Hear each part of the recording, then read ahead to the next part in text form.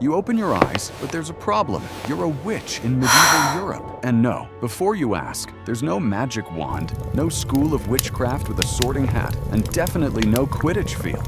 What you do have is a stinking cabin in the forest, a rusty cauldron, and a reputation that makes people light torches just from hearing your name. The first thing you feel when you wake up is the smell. God, the smell. Your cabin reeks of a mixture of dried herbs, rancid toad fat, and that mushroom you left rotting on purpose because it gets more potent that way. You get up from your straw bed, which technically also serves as a nest for 3 crows you never invited, but decided to live here anyway, and immediately step on something slimy. It's the newt eye that fell from the jar yesterday. Great start. You drag yourself to the cauldron. A witch's breakfast isn't exactly pancakes with honey. It's more like a soup of bitter roots you cooked yesterday that now has the consistency of glue. You swallow it anyway because magic makes you hungry and you've got a full schedule.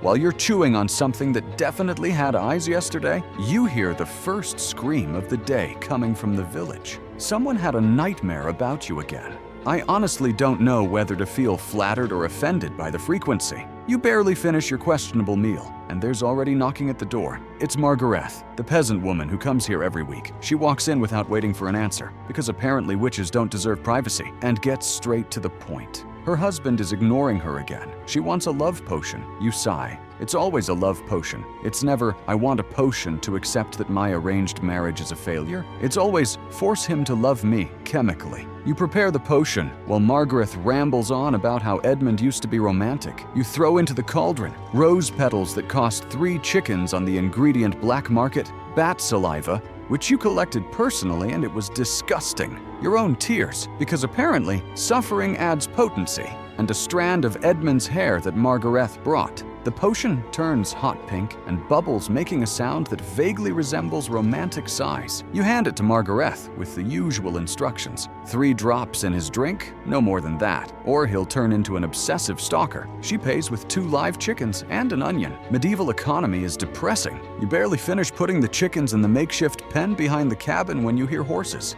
Many horses. You don't even need to look out the window to know what it is. Witch hunters, again, every single week. I observe your expression and see less fear and more the exhaustion of someone who's sick and tired of dealing with the same homicidal bureaucracy. You activate escape plan number 3 because yes, you have numbered plans. This is practically routine by now. You throw vanishing powder into the cauldron that creates dense, stinking smoke. Push the chest of rare ingredients toward the secret trapdoor in the floor and grab your most important spellbook. The chickens you just got? Tough luck for them. You hear the hunters breaking down your door. There goes the hinge you fixed last week. And you're already slipping through the secret passage that leads into the forest. The forest knows you. The trees literally bend to hide your passage. The roots shift to create obstacles behind you, and a group of crows start squawking loudly to confuse the hunters. You run between the trees while hearing the men shouting about hellfire and purification. One of them shoots an arrow that grazes your shoulder. You feel the cut burn, but keep running because stopping means becoming a human barbecue.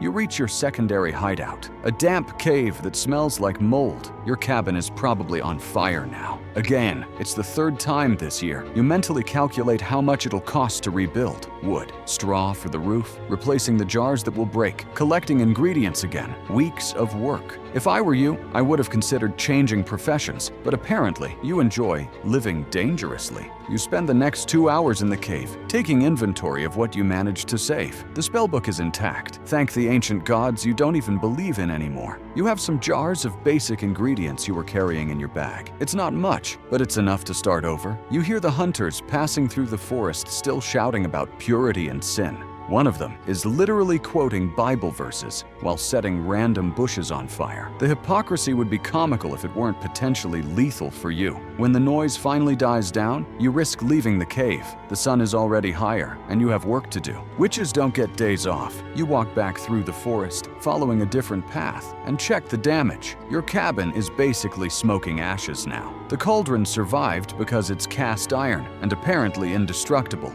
The chickens became involuntary barbecue. You salvage what you can. some cracked but usable jars, half of your dried herb stock that was in a metal chest, and miraculously, your second spell book that was hidden under a loose floorboard. You spend the afternoon rebuilding. Not the entire cabin, that'll take days, but at least basic shelter. You use magic to speed up the process, making branches intertwine themselves to form walls, murmuring enchantments to waterproof leaves that become a temporary roof. Each spell leaves you more exhausted. Magic has a cost, and you're already operating in the energy red. When you finally finish, the sun is setting and you have what can only be described as a 10-year-old's clubhouse. But at least it keeps the rain out. You're about to rest when you hear more knocking. Not on the door, because you don't even have a door yet, but on the tree trunk that's serving as an entrance. It's Thomas, the village blacksmith. He's nervous, looking around as if being here were a crime. And technically it is, but that's never stopped anyone from coming to ask for help. His son is sick. High fever for 3 days. The village doctors said it's God's will, and all that's left is to pray. Thomas is desperate. He offers everything he has: tools, coins, even his wedding ring. You look at him and see a terrified father. You sigh. It's not about payment this time. You grab your surviving ingredients and start working. The healing potion is complex. You need valerian root, pure honey, weeping willow tears, which you collect directly from the tree while whispering apologies, and a drop of your own blood. You cut your index finger and let the blood drip into the improvised cauldron. The potion boils and turns golden, emanating a smell that's almost comforting. You pour it into a glass jar that survived the previous fires and hand it to Thomas. 3 drops every 6 hours until the fever breaks. He thanks you with tears in his eyes and runs off before anyone sees him.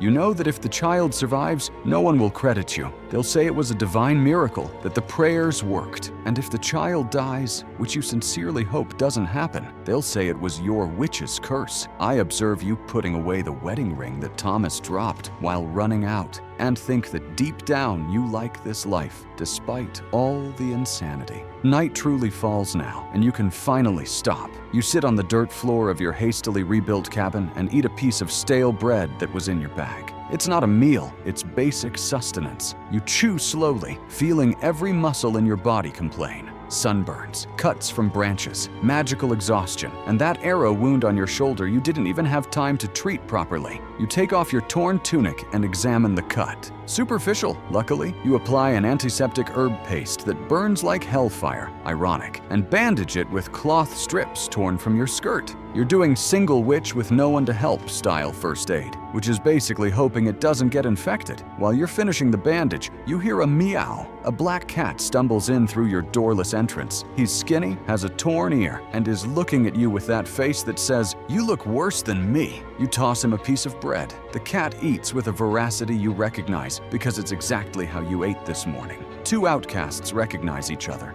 You lie down on the fresh straw you manage to gather. The black cat curls up on your chest, purring. You pet his head, and for the first time all day, you feel something resembling peace. Outside, the forest is alive with nighttime sounds, owls hunting, leaves whispering, and far off, you hear the village bells tolling the hours. You close your eyes. Tomorrow, you'll have to rebuild the cauldron stand, replant the herbs that burned, hunt for new ingredients, and probably deal with more hunters because they never give up. Margaret will come back complaining that the potion didn't work or worked too well. Thomas might show up with more money or with accusations, depending on whether his son survives. And you'll wake up and do it all over again, because that's what witches do. They survive. They've always survived. Without a magic school, without institutional protection, without recognition. Just you, your magic, and the stubbornness to not let men with torches and moral superiority complexes decide your fate. I close, observing you finally fall asleep, the cat purring on your chest, surrounded by a makeshift cabin in a forest that protects you because you protect it. And tomorrow, it all starts again.